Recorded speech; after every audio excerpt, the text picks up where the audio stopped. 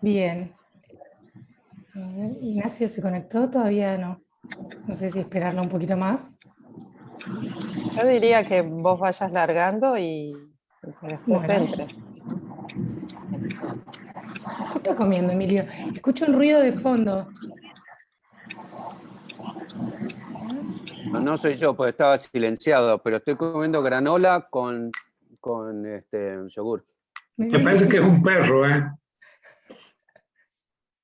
Yo soy algo mejor que eso. Algo. Creo.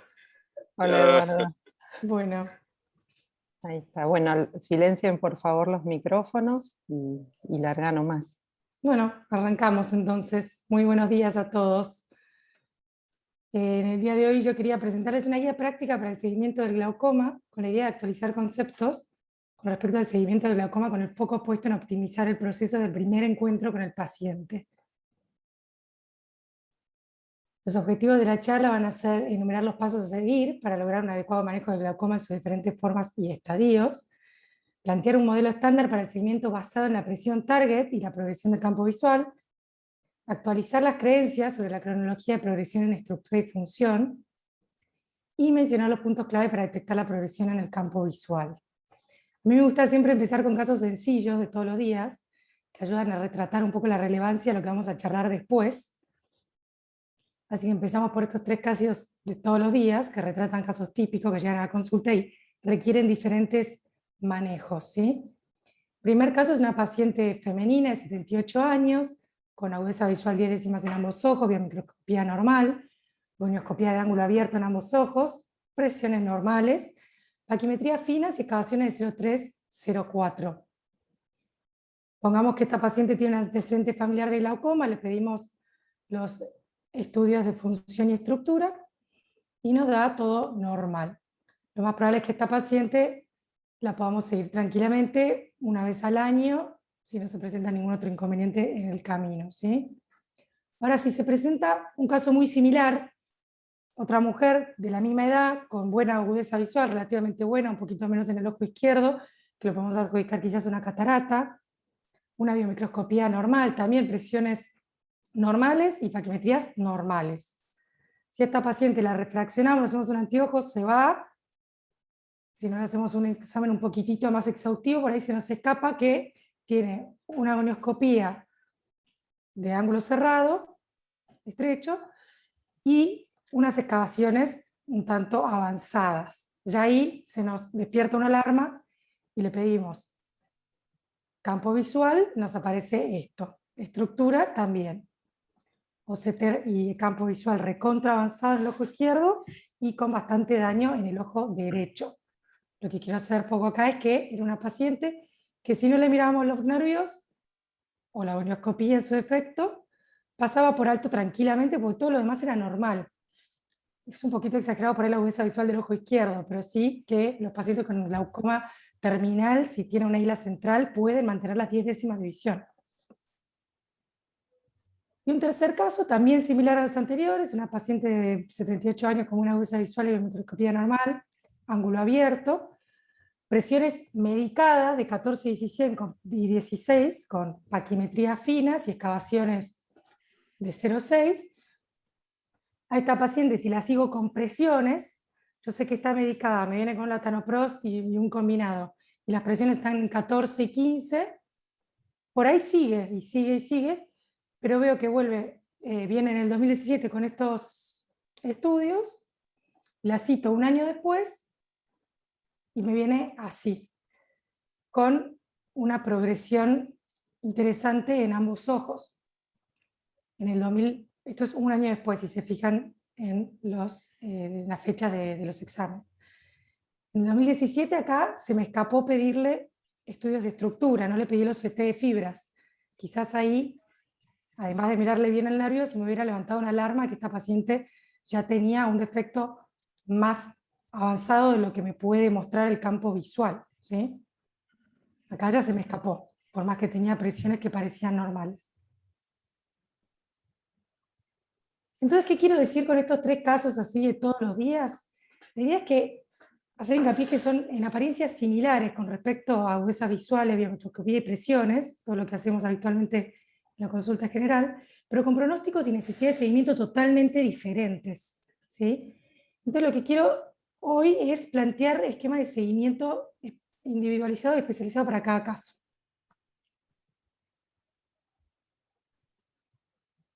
Entonces, la idea es armar unos pasos a seguir frente a un paciente con glaucoma o sospecha de glaucoma que viene a la consulta para lograr un seguimiento adecuado, tratando de minimizar el máximo posible las chances de progresión de daño en cada caso, ¿sí?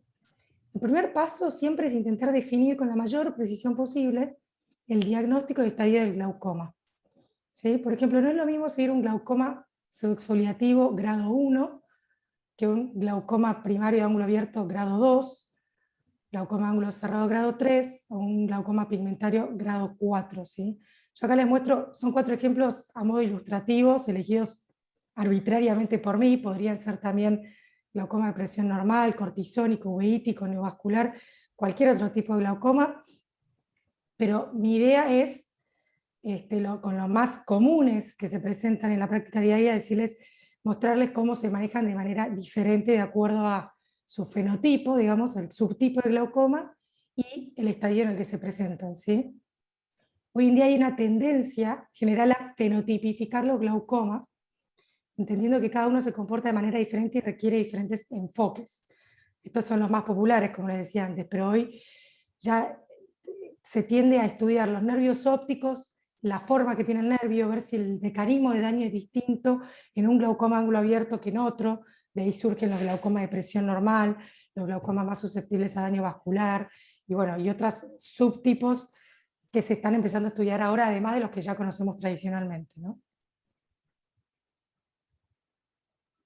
Yo acá propongo una estadificación así sencilla, basada en grandes rasgos del campo visual, que ayuda a asistir la toma de decisiones en el consultorio, ¿sí? Acá tenemos a la izquierda el grado 1, o leve, o preperimétrico.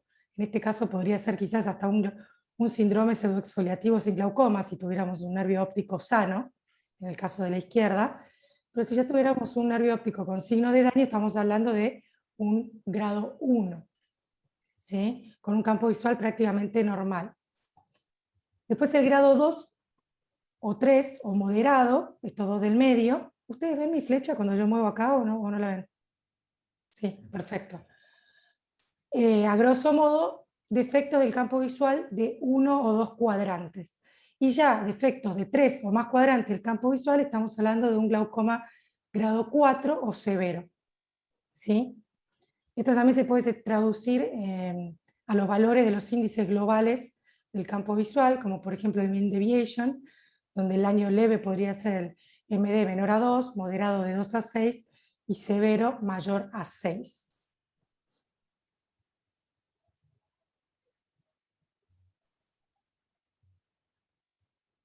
El siguiente paso consiste en definir la presión objetivo, ¿sí? Que es el nivel de presión en el cual el médico cree que no habrá mayor progresión del daño. Y se define tomando en cuenta varios factores. Acá vuelve a entrar en juego el famoso rompecabezas, que ya le mostré un par de veces, cuando hablamos de iniciar tratamiento versus observar en algunos casos borderline. Y en este caso nos puede ayudar también a definir la presión target, ¿sí? Nos fijamos por un lado la presión basal con la que llega el paciente a la consulta, el nivel de daño que tiene el paciente con esas presiones que nos llega al consultorio, el espesor corneal central, la paquimetría, el estado de la capa de fibras nerviosas, la expectativa de vida del paciente. Por ahí no voy a definir el mismo target para una paciente que tiene 80 años que una que tiene 40, ¿sí? Si tienen el mismo nivel de daño, pero diferente expectativa de vida, el target también va a cambiar. La gonioscopía siempre me ayuda con el sello diagnóstico y todas las decisiones ulteriores. Los antecedentes familiares, no es lo mismo para la paciente tener una hermana ciega por glaucoma que un abuelito que regulaba bien con gotas, ¿sí? Van a tener diferente peso también a la hora de la toma de decisiones. Los datos demográficos, algunos datos que no me pueden sugerir glaucoma de presiones normales o con defectos vasculares que me requieran presiones objetivos más bajas que las normales, que las habituales.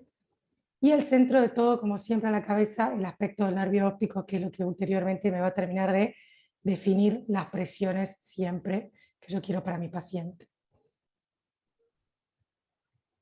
Para simplificar, existe bibliografía que sustenta establecer rangos aceptables de presión para cada estadio, donde por supuesto daños más avanzados le van a corresponder presiones más bajas y daños incipientes pueden permitir presiones más altas. Entonces, a grandes rasgos y tomando las severidades que mostré antes, los glaucoma grado 1 o leve pueden tolerar presiones de 15, 17 milímetros de mercurio, los 2, 3 o moderados, que les había dicho que eran 1 o 2 cuadrantes de daño en el campo visual, que lo vemos acá también en estas imágenes, pueden tolerar 12 a 15, y un severo grado 4 con 3 o más cuadrantes afectados, necesita sí presiones de 10 o 12 milímetros de mercurio.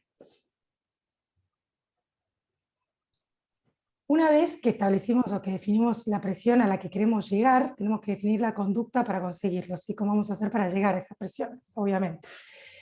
Y acá es donde vuelve a interesar el diagnóstico y estadio de la enfermedad que les mostré antes. Volviendo a los ejemplos que les mostré previamente, cada tipo de glaucoma y cada estadio va a necesitar diferentes enfoques, ¿sí?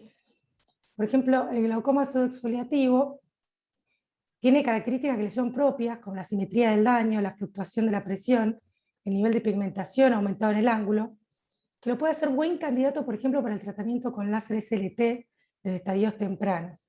Por supuesto que va a depender del estadio que esté, si iniciamos tratamiento médico con gotas o láser, o si ya necesitamos cirugía o toda la gama de tratamientos hasta ciclodestructivos que van a depender de la severidad del daño, ¿sí?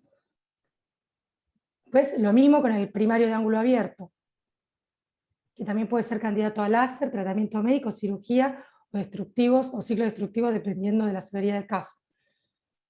Después, si tenemos un caso de ángulo estrecho, va a tener un enfoque totalmente distinto.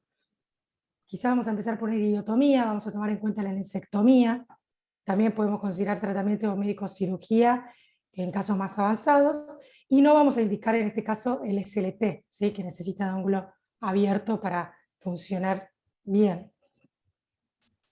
Por último, el otro ejemplo que les había mostrado, el pigmentario, que también tiene sus características que son propias, y puede ser también un buen candidato por su alta pigmentación en el trabeculado, el tratamiento inicial con láser. En este caso también se puede plantear la iridotomía periférica, que lo que busca es revertir el típico abombamiento posterior del iris característico de esta enfermedad, y así prevenir el roce entre la cara posterior del iris y el cuerpo ciliar, que es lo que genera esa liberación de pigmento que va tapando el trabeculado. Y por otro lado, como dije, también el SLT para bajar la presión. Así que si se fijan, todos estos distintos diagnósticos, que son los más comunes, van a tener distintos enfoques en su manejo, ¿sí? Algunos van a ser más candidatos a una cosa y otros más candidatos a otra. Por eso en el primer paso la importancia de definir diagnóstico y estadio, que las dos cosas van a determinar conducta. Para mencionar unas palabras sobre el SLT, quería destacarles que tiene como target selectivo la melanina intracelular del trabeculado pigmentario, sin generar un daño térmico circundante. Esto lo hace un poco superior a la tradicional trabeculoplastia con láser de argón, y lo pone en un lugar de competencia con gotas para el tratamiento inicial del glaucoma, ¿sí? También tiene como ventaja el tamaño del spot, que es más grande con respecto al láser de argón, y facilita la técnica de aplicación, porque tiene un spot más grande, pero con un target más dirigido hacia la melanina intracelular del trabeculado pigmentado. Tiene una efectividad similar a las prostaglandinas, de un 20-25% en el 70-75% de los casos, y 3 a 4 años de duración promedio en la primera aplicación, que se puede repetir, y habitualmente en las segundas aplicaciones la duración promedio disminuye un poco, pero puede tirar unos 2 años más también. Esto, por ahí en pacientes jóvenes que queremos retrasar un poco el inicio de gotas, es totalmente válido, ¿sí? Porque como les dije antes, es mucho más conservador que el láser de argón. Tiene como indicaciones el glaucoma primario de ángulo abierto, el pseudoexfoliativo, el pigmentario, el cortisónico, y como contraindicaciones uveíticos, síndromes iridocorneoendoteliales, neovasculares, ángulos cerrados con sinequias y los congénitos. En líneas generales se puede indicar en todos los glaucomas donde haya buena visibilidad del ángulo y donde no exista una base inflamatoria de la enfermedad, ¿sí? Así que es una buena opción terapéutica a tomar en cuenta para muchísimos casos de glaucoma.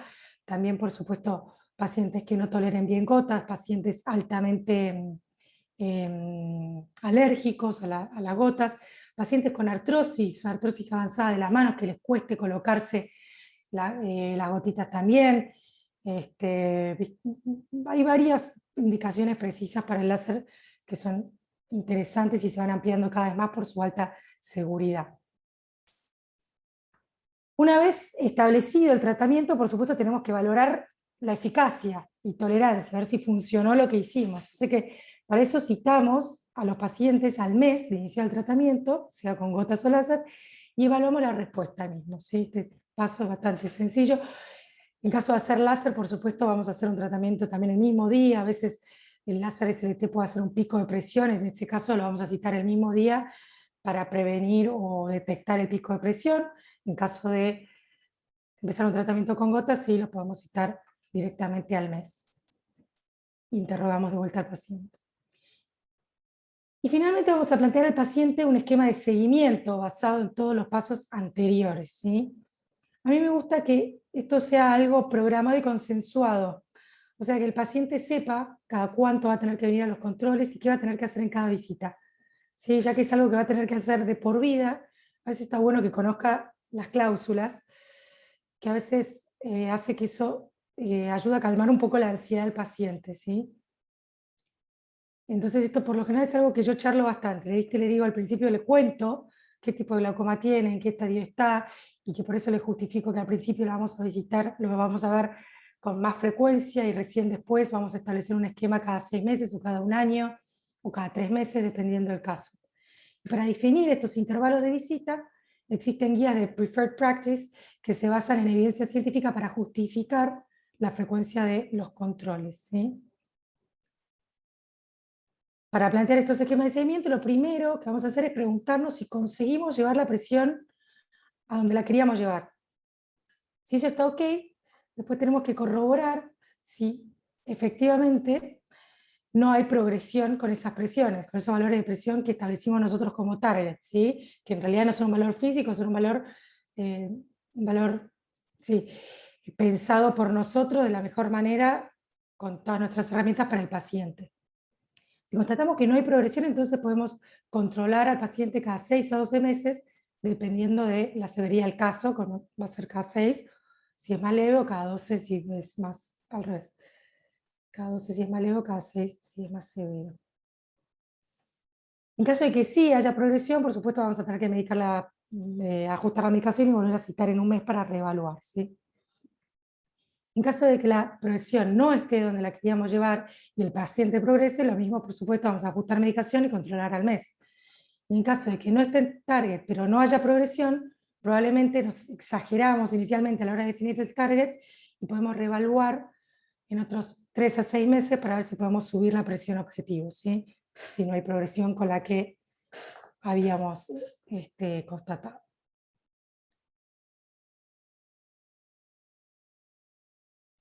Otro dato importante a tener en cuenta es que deberíamos evaluar estructura y función en cada visita, ¿sí? ¿Por qué?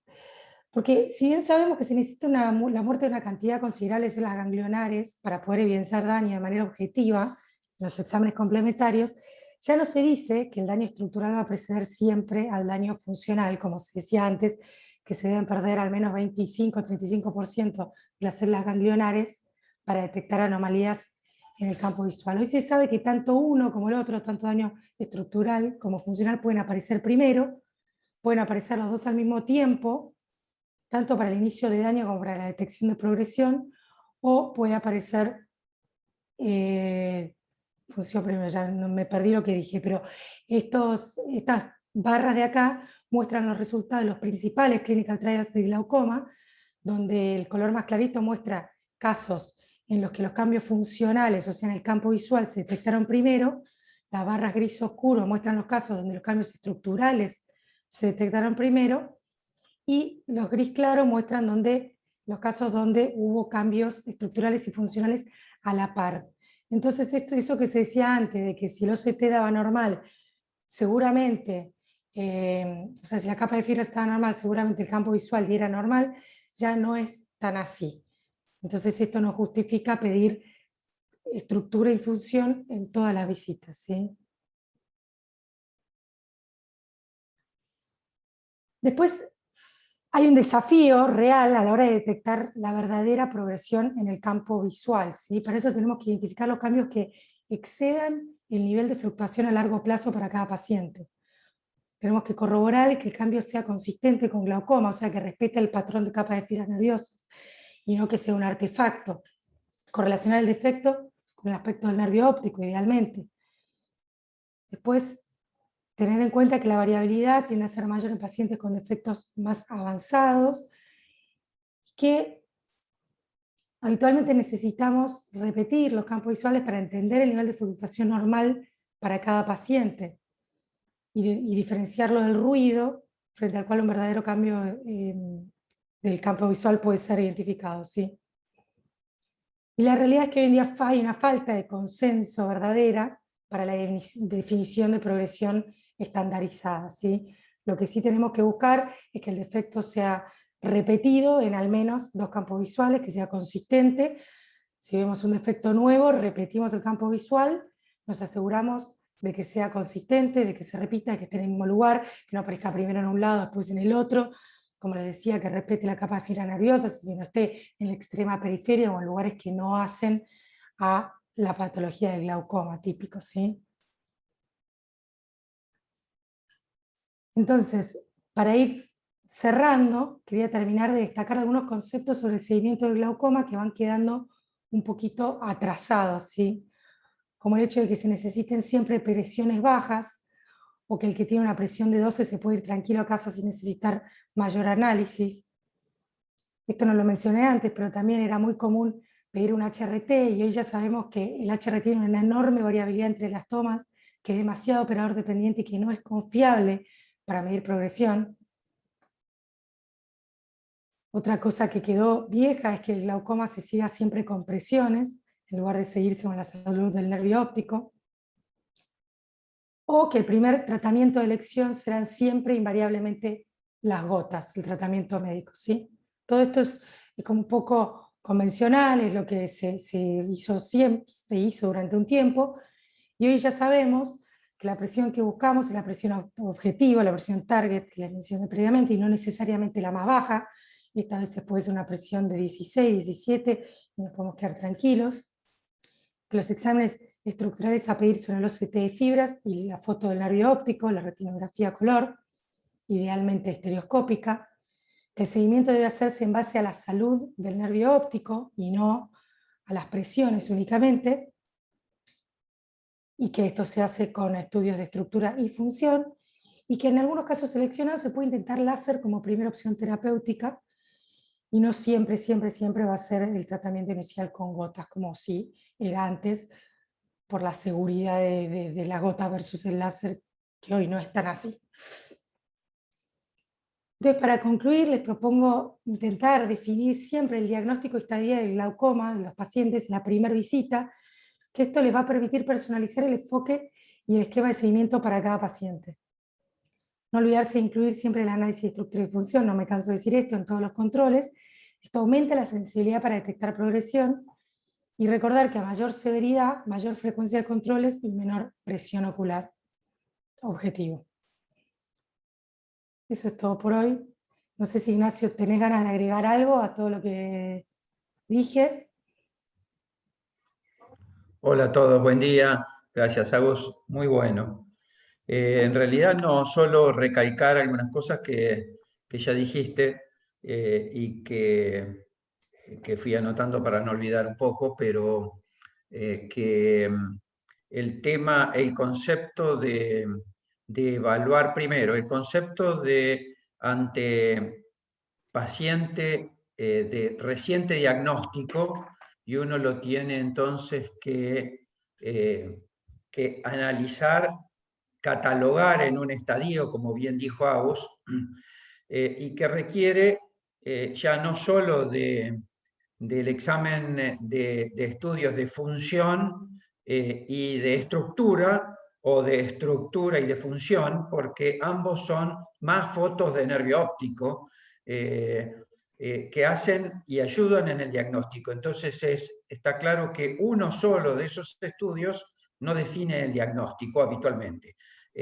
salvo en casos puntuales como una pseudofoliación capsular, donde uno ya no tiene dudas si hay un nervio alterado y demás, donde está. Pero además hay que evaluar el estadio para después evaluar progresión, que es lo más importante que decía Agus. Entonces, la evaluación de la progresión la vamos a hacer con estos estudios. Se hizo bastante hincapié en todos los congresos, pero este año en el Mundial de Glaucoma de Japón, donde a todo paciente nuevo se recomienda al menos 2 o 3 campos visuales iniciales en los primeros 2 años de seguimiento. ¿Qué se consigue con eso? Primero, que el paciente se acostumbre al campo visual, porque el campo visual es falible, depende mucho del paciente, del operador, de la fijación, de los aparatos, hay un montón de datos que un solo campo visual no nos va a dar. Después estrategias de campos visuales que podemos hablar y me va a ayudar Agus, pero a veces hay manifestaciones iniciales de glaucoma y que no son las típicas que empiezan en periferia. Entonces, estrategias como el 32 o el Dynamic, que son a 30 grados y estudian muchos puntos, no son suficientes para un comienzo en un glaucoma de baja presión de alteraciones a nivel de la mácula. Y entonces es necesario tener en cuenta que hay indicaciones precisas y sobre todo para ver evolución del 10-2, que es macular, o el macular del octopus. Y lo mismo pasa con el OCT. Con el OCT hay una tendencia a buscar el defecto de la capa de células ganglionares a nivel macular, Correcto. en estructura y función, correcto, sí. Claro. Entonces ahí ese OCT que busca capa de fibras o nervio óptico, que es donde inicialmente uno suele ver defectos, bueno, por ahí resulta que si uno se fija en el complejo celular ganglionar, tiene defectos iniciales que habían pasado desapercibidos. Así que eso está bárbaro, y el tema del seguimiento y el tratamiento es ideal. De nuevo, se habla siempre sobre el SLT, es un tema que en general podría decir que es de uso frecuente, a veces exagerado, todo tiene su límite como todos los tratamientos, y diría que está es muy interesante para tenerlo en cuenta como un armamento más en cuanto al tratamiento. En pacientes que no tienen adherencia, en pacientes que son jóvenes y no quieren usar gotas y no las van a usar, porque hay que acordarse que el 50% de las fallas está en la adherencia. En efectos colaterales adversos, sistémicos y alérgicos, o sea que si bien el SLT ha desplazado al argón en la trabeculoplastía, el SLT no es magia y tiene un efecto, como bien dijo Agus, de 4 años. Hablan de 5, en 5 años te queda ya un 20% de pacientes que responden sin gotas, digamos, al tratamiento. Pero bueno, uno pateó para adelante unos cuantos años en esos pacientes que requieren a veces de madurar su patología y mientras tanto evitamos la progresión. No indicado para pacientes con daño severo, donde uno tiene que ya hacer tratamientos más agresivos. Así que bárbaro, Agus. Ahora me podés ayudar. ¿Te dejo si compartir? te parece. Sí, dale, y me ayudás a ver algunos puntos de interés de este congreso. A ver si comparto acá.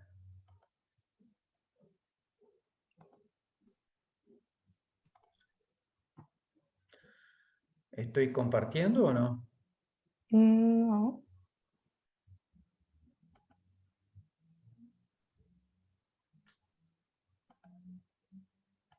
A ver. No sé si alguien tiene alguna otra pregunta o sugerencia Ahí o creo que sí, consulta. ¿no? Sí, ahí sí. Una pregunta, Agus, que a mí me pasa muchísimo con pacientes míos, quizás sea por el tipo de paciente.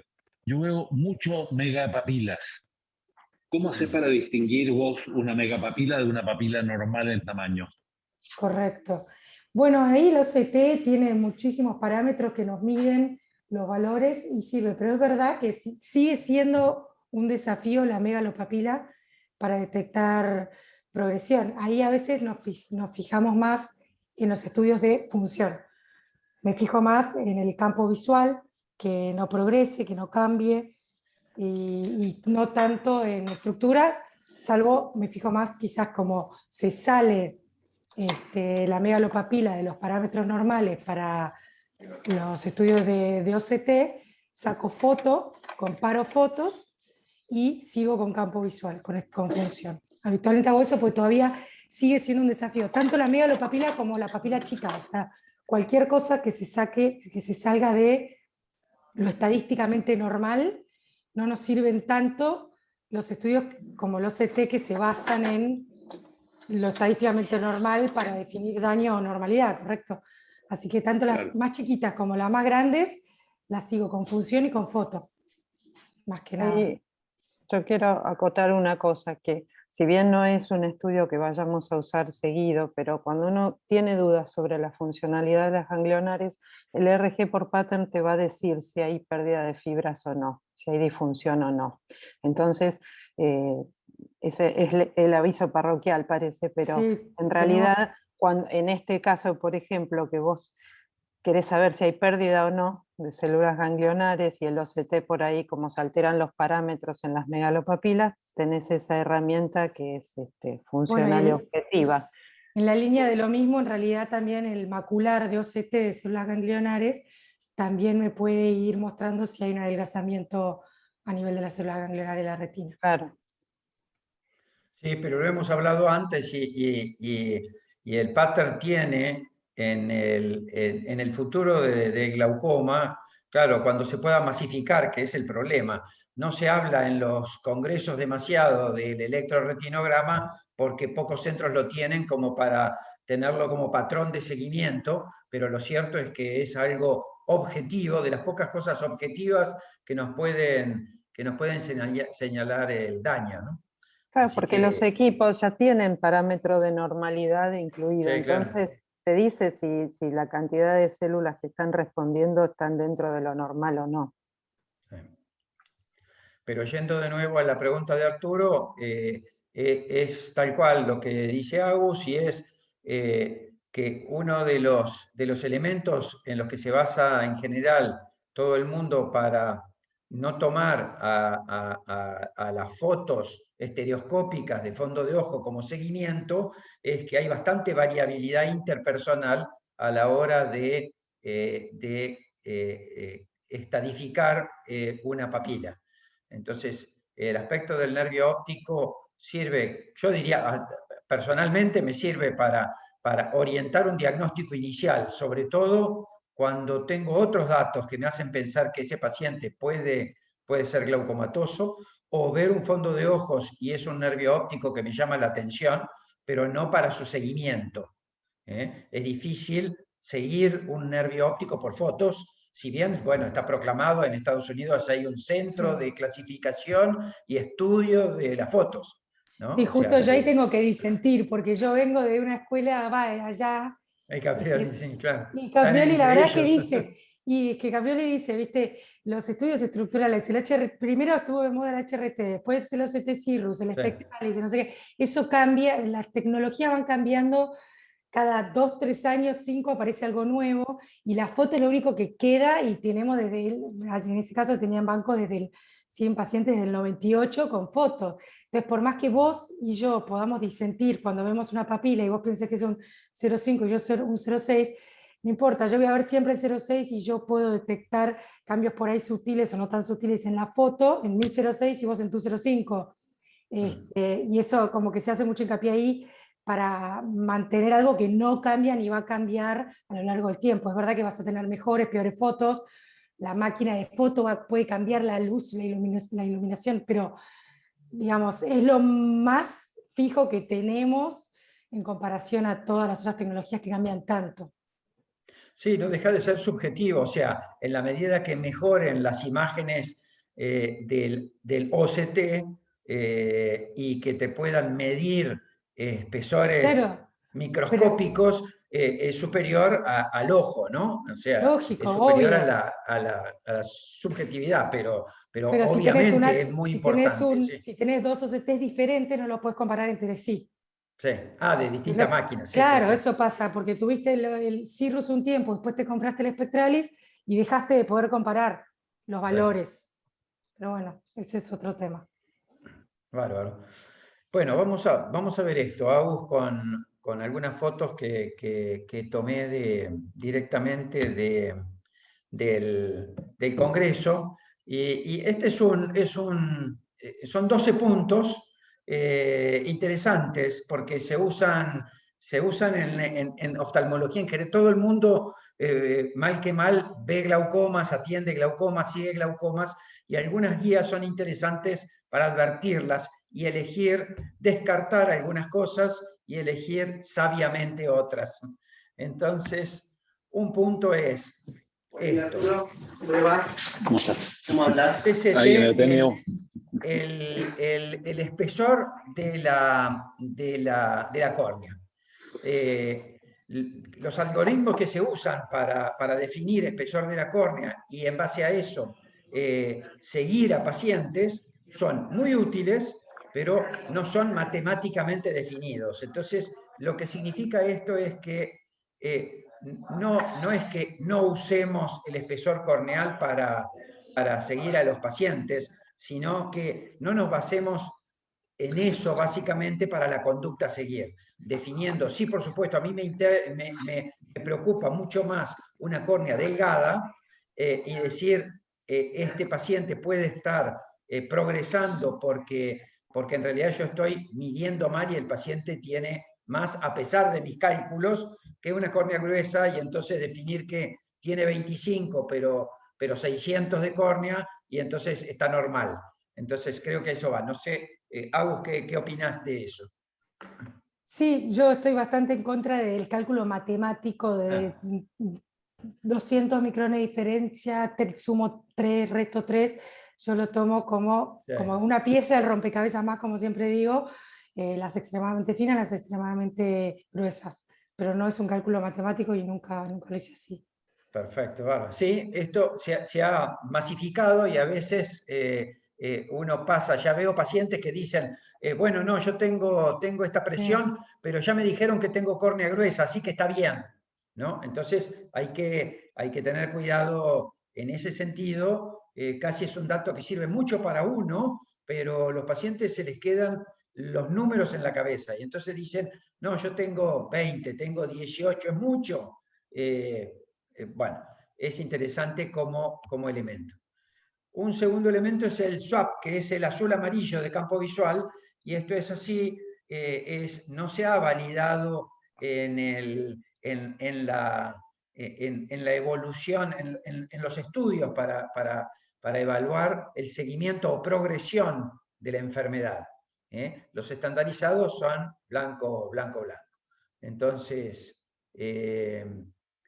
bueno, hay distintos e interesa mucho que contar con los aparatos que tienen la tecnología, que ya prácticamente ya la tienen todos, del trend, del seguimiento en la progresión y del seguimiento local, de los clusters, que son alteraciones focalizadas que varían de estudio a estudio y que implican aumento de la severidad, de aumento del daño, y nos llaman la atención, nos obligan a cambiar la estrategia en el glaucoma, que era lo que decía Agus en cuanto al target que uno se autodefinió para cada paciente. Entonces siempre hay que, por distintos métodos, tratar de saber si ese paciente finalmente que decidimos que con 16 estaba bien, está bien o no.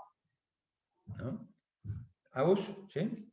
Yo puedo agregar acá que por más que el campo visual computarizado blanco en blanco parezca de la época de las cavernas, la verdad es que se han tratado de insertar cosas nuevas. Hay incluso campos visuales de autodiagnóstico que el paciente puede hacer en su casa con su computadora, el Revit Perimetry o cosas así. Y la verdad es que evidentemente sigue siendo superior el campo visual blanco en blanco porque nada ha logrado realmente desplazarlo. Un poco por todos los estudios que ya hay hechos con el campo visual que nos permiten estudiar la enfermedad y ya es algo conocido, y otro poco no sé por qué, pero no hay nada que lo haya desplazado, así que seguimos con eso y hacer hincapié en que sigue siendo confiable el campo visual computarizado blanco en blanco. Bárbaro.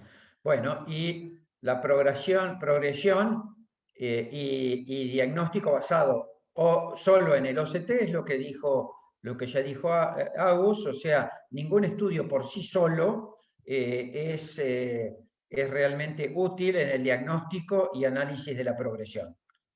Se ha visto que es el conjunto de estudios, sobre todo estructurales, o sea, estructurales y funcionales, que nos acercan a poder definir el estadio y la evaluación de la progresión, ¿no? Claro, esto venía del concepto de que si yo necesito que esté dañada la estructura para que se me dañe la función, casi que para qué voy a pedir un campo visual, porque si el OCT me da normal, no pido campo visual. Pero bueno, pues como yo les mostré antes, los clinical trials como que vinieron a sacar esa idea y hoy en día ya no es así. Puede haber daño del campo visual sin que haya daño en el OCT tranquilamente, además de las limitaciones obvias del OCT, las papilas, las megalopapilas, como dijo recién Arturo, los tilts o las atrofias peripapilares o demás. Sí, aparte porque por lógica uno pensaría que primero se daña la función y podés tener pequeños cambios como disminución en las sensibilidades antes de llegar a la pérdida de fibras, que cuando los axones ya están, cuando las células están muertas, ¿no? Claro, pasa que hubo un tiempo que hubo como una concepción de que no, que primero se dañaba la estructura y después la función. Se sostuvo un tiempo eso, pero ya está totalmente fuera de juego esa idea. Claro, se ha sostenido y es cierto que en la mayoría de los casos la estructura precede a la alteración de la función. Y entonces, claro, que para que el campo visual manifestara un defecto tenías que tener el 40% de las fibras muertas. Y entonces uno decía, pucha, estoy llegando requete tarde al tratamiento y diagnóstico de un paciente. ¿Qué tenemos superador a eso? Bueno, el OCT en principio fue como un gran avance donde todo puede ser diagnosticado por estructura. En la medida que los estudios sean más de mayor calidad y puedan medir mejor, vamos a diagnosticar antes. Bueno, se vio en montones de trabajos donde están los círculos que se cruzan, donde si bien el OCT puro diagnostica el 32% más o menos de los daños previo al campo visual, hay un 70%, 68% que no están diagnosticados. ¿Y dónde quedan esos? Bueno, muchos que los diagnosticamos igual tarde hasta que aparezcan cosas como el electroretinograma, otras porque no sabemos a veces dónde buscar. Y entonces antes buscábamos en la periferia, ahora vemos que hay muchos pacientes que empiezan en la mácula y que uno puede buscar en el complejo celular ganglional o incluso en el campo visual buscar en el área macular. Por eso también están diciendo, no hagas solo el 30-2, hace el 10-2, o sea, hace no solo toda la periferia 30 grados, sino el área central de 10, ¿no?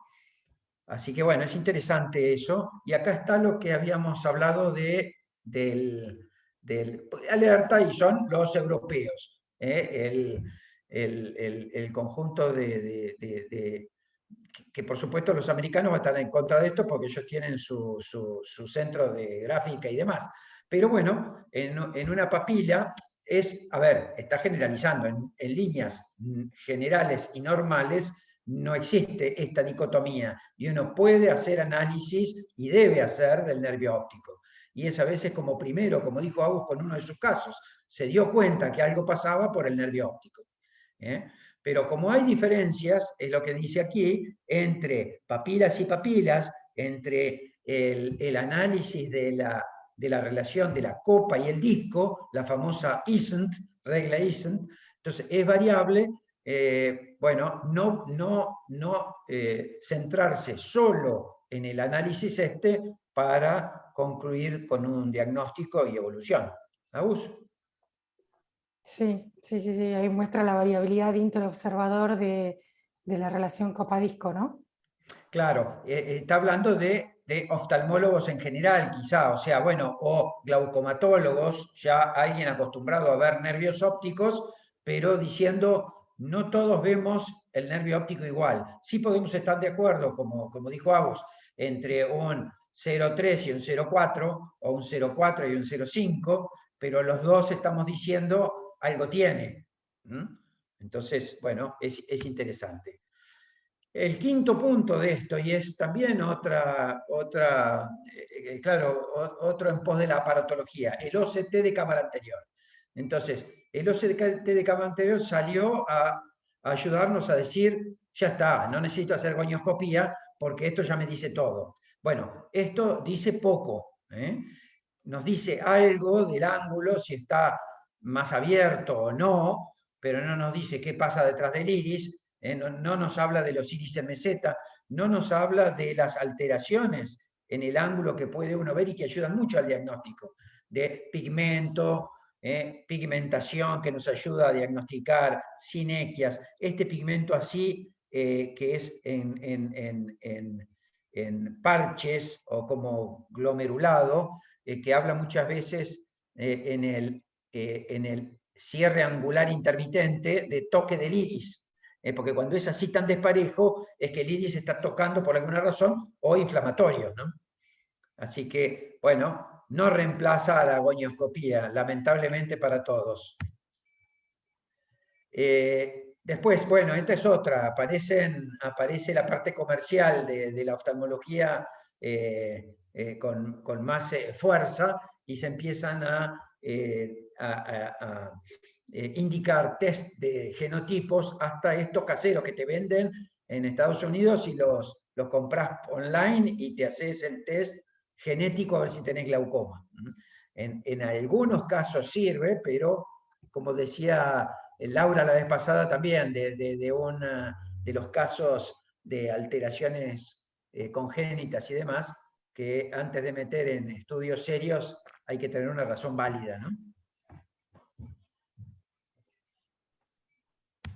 Y además hay que saber interpretarlo, ¿no? No es un test que da positivo o negativo y estás o no embarazado. Esto es, hay que saber interpretar qué estás encontrando. Vos podés tener una mutación en un gen que no tiene una implicancia en cuanto a la patología del paciente. Entonces, el test genético requiere una persona que sepa hacer consejo genético también. Ojo. Tenés en la pseudofoliación, sí, tenés ahí alteraciones genéticas que son típicas, que tampoco te ayudan demasiado al tratamiento, o sea, lo catalogás y después, bueno, más preocupa al paciente porque ya empieza a decir, bueno, y entonces toda mi familia, y es un gran negocio de venta de kits. Sí, la cuestión es que acá, digamos, nadie va a hacer un cuadro depresivo severo o un suicidio porque le dé un marcador para glaucoma, pero yo estoy pensando en los testeos genéticos que uno pide para enfermedades degenerativas o en el caso de los tumores, como a veces menciona Arturo. Entonces, a eso me refiero con el consejo genético y el que sepa interpretar qué resultado estás teniendo, ¿no? Son cosas diferentes. Bien. Otro punto es las decisiones basadas en todos los programas que hay de seguimiento, de avance. O sea, todos los programas estos son muy útiles para uno, para orientarlo, pero no para tomar una decisión real solamente basado en una progresión. Evidentemente son programas a los cuales se les puede incorporar todos los datos y los analizan más rápidamente que uno, pero es una ayuda. Como las aplicaciones, ¿te acordás? Había una aplicación para catalogar el riesgo del paciente, del hipertenso ocular a tener glaucoma, para ver si lo medicábamos o no. Bueno, es una app en el celular que yo en algún momento la presenté como te ayuda a acordarte todo lo que tenés que tener en cuenta, pero no vas a hacer lo que te dice una aplicación de celular. Pero sí te ayuda por ahí a hacer, bueno, todos estos factores tengo que tener en cuenta para ver si empiezo a tratar o no a mi paciente. Siempre ayudan, la inteligencia artificial ayuda, pero no define. Perfecto. Claro, es un soporte, pero la decisión clínica es un elemento que incluso debe contemplar hasta la calidad de vida, que también hoy se está hablando tanto en base a los tratamientos estos, que muchas veces alteran tanto, afectan tanto la calidad de vida que el paciente deja de mantenerse adherido al tratamiento, ¿no? Bueno, y esto no lo hablamos cuando hablamos de cierre angular, no se usa tanto, pero en un momento se usaban mucho los test de provocación, sobre todo para cierre angular, ¿no? O sea, siguen usando los test de provocación de ingesta de agua y demás en lugar del reposo, pero todos estos tests tienen sus falencias. Están alterando lo que es la vida habitual del paciente. Si bien el que cierra, bueno, es esto, un test positivo, en realidad no nos dice que ese paciente realmente iba a hacer un cierre, sino que nosotros le generamos condiciones que son artificiales y que por ahí le desencadenamos un cierre angular agudo. Me acuerdo siempre lo que decía Ricardo, porque en su momento se hacía más eso, ¿no? ¿Se acuerdan los Dodge cuando hablaba del amigo ese que le dijo qué pruebita te mandaste, ¿no? Cuando le dilató la pupila. Bueno, uno ahora no trata de evitar eso para tener una crisis en el consultorio, pero es que además muchas veces dan negativo esos test y no significan que el paciente no esté en riesgo. Entonces, todo lo otro que hablamos antes es lo que tiene valor para tomar una decisión en cuanto a el riesgo que tiene ese paciente, ¿no? ¿Agus, tenés algo? No se me ocurriría jamás dilatar una pupila para provocar un agudo. Creo que eso no lo hubiera considerado una opción nunca. Es más, en el consultorio vienen las chicas y dicen, doctor, este paciente no pienso mandárselo dilatado. Sí. Bueno, esto es interesante porque más de una vez nos toca un paciente así. Pacientes que no tienen visión, que no les duele el ojo y la presión está en 45 y vienen a consultar porque le indicaron una trabeculectomía o una cirugía de cataratas más no sé qué. Entonces el criterio es si el paciente no tiene un ojo doloroso, el famoso ojo ciego doloroso, hay que dejarlos tranquilos, no hay que hacer nada, incluso ni siquiera llenarlos de gotas para bajar la presión, porque la medicación, el objetivo de la medicación es mantener la visión. Si la visión está perdida, uno podría, sí, bajar de 40 a 28 para que la córnea sufra menos, porque por supuesto después hay un daño endotelial progresivo cuando la presión es muy alta y termina con una queratopatía bullosa. Pero si no hay nada de eso, no hay que generar ningún tratamiento agresivo que finalmente afecte su calidad de vida, ¿no? Bueno, después tiene su punto para charlar, porque justo lo estuvimos hablando, la trabeculoplastía para los congénitos de aparición tardía, como es el pigmentario, y por ahí hay otros donde se ven sinequias, restos de mesodérmicos en el trabeculado que generan un aumento en la presión, y realmente uno piensa que en muchos de esos y me ha pasado hacerles trabeculoplastía cuando hay bastantes restos y en general andaban bastante bien. Pero bueno, lo que está diciendo es que no hay evidencia científica donde el láser sea un tratamiento efectivo para estas patologías. No sé qué opinas vos, algo de eso. Sí, que Creo va a que es depender. relativo, que no es Va a para, depender del habla estado de del no ángulo. masificar. Claro, va a depender del estado del ángulo y de cada caso, sí, ¿no? Claro. Sí. Bueno, esto es interesante. Yo ni me acordaba de esto, pero en las enfermedades estas de las sickle cells y de las anemias falciformes, son pacientes que pueden tener una crisis hemolítica al tomar inhibidores, la acetazolamida, inhibidores de la anhidrasa carbónica, básicamente acetazolamida. Así que bueno, es para tener en cuenta. En la vida le he preguntado a un paciente si tiene alguna anemia de algún tipo, pero estaría bueno preguntarle por lo menos si es anémico y si dice que sí, ver un poquito la causa.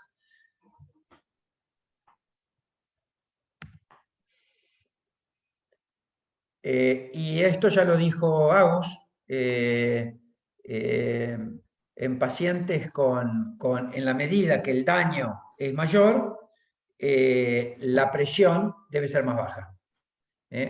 ¿Cuánto más baja? Lo dijo Agus, en la medida cuando tenemos un daño severo, la presión tiene que ser muy, muy baja, y si la presión es de 12, que son presiones que no son tan fáciles de conseguir, pero cuando el daño es importante y además uno observa progresión a pesar de esa presión, uno debiera intentar presiones inferiores a 10.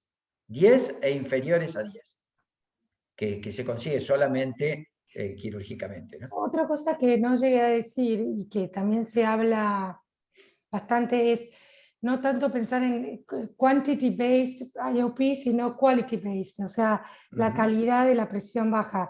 A veces podemos tener presiones de 10, 12 y si constatamos progresión, y quizás ese paciente, si ya tiene presiones bajas con medicación y sigue progresando, necesita una cirugía porque necesita una mejor calidad de presión baja.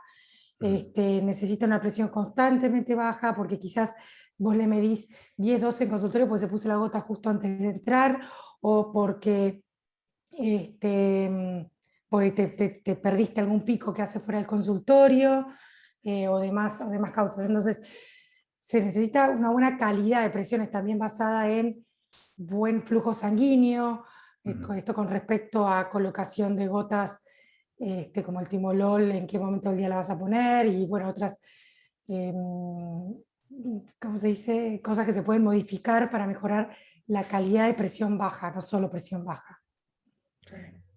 Sí, perfecto. Ahí hay dos cosas que se me ocurren ahora, que por ahí están después, pero y es que en un caso severo donde, como ese caso que presentó Agus, de severísimo, de islote central, uno lo debe seguir con campos visuales maculares. Es la estrategia 10 o macular del octopus. ¿Por qué? Porque si no se detectan pequeños cambios que ya van a aparecer dentro de los 10 grados. Y en el OCT, el de capa de células ganglionares. Entonces, esos son específicos para seguimiento de pacientes con daño muy severo. Y la otra es lo que dijo Agus recién, y es no solo la presión aquí está en juego en la evolución de la enfermedad. Tenemos factores de perfusión sistémicos donde hay que estudiar a los pacientes, ver qué medicaciones tienen, después está, pero medicación sistémica, hipertensos en tratamiento, ahora lo vemos a eso, pero hipertensos en tratamiento que progresan y es por hipotensiones nocturnas. Pacientes con apneas, pacientes con mala vascularización periférica. Entonces, acá había otro punto. Bueno, la neuroprotección, esto me divirtió porque ahora yo estoy haciendo, siempre uno cuando tiene pacientes que que están mal, e incluso de reciente comienzo, donde tienen daños. Un médico que operamos la vez pasada, donde venía haciendo cierres angulares intermitentes, sobre todo por eso lo veo para casos más en episodios agudos que un glaucoma crónico que ya viene con destrucción. Pero cómo hacer algo más allá de mantener la homeostasis, la presión y demás. Bueno, se dio y yo estaba dando ginkgo biloba hasta hace poco porque algo había que darle y era el que tenía algunos resultados que después fueron contradictorios. Y ahora se está hablando mucho de la nicotinamida, es la vitamina B3. Y se ha visto y se han hecho estudios electroretinográficos donde mejora la función de la mitocondria, mejora la función de la célula ganglionar con el aporte de vitamina B3. Por lo menos es interesante para tenerlo en mente cuando uno quiere hacer algo más. Por supuesto, la dosis que se usó para esto es más alta, pero el Polper calcio-magnesio tiene básicamente nicotinamida y después calcio-magnesio, ¿no? Es algo que se puede dar algo más. Ahí están, entonces, son 12 semanas en dosis altas de nicotinamida. Entonces, bueno, por ahí son dosis que después no se pueden mantener. Entonces, a veces hay cambios iniciales y después en el tiempo no se corroboran. Pero bueno, por lo menos es un estudio bastante serio para tener en cuenta. Bueno, ¿y esto algo más hago de eso?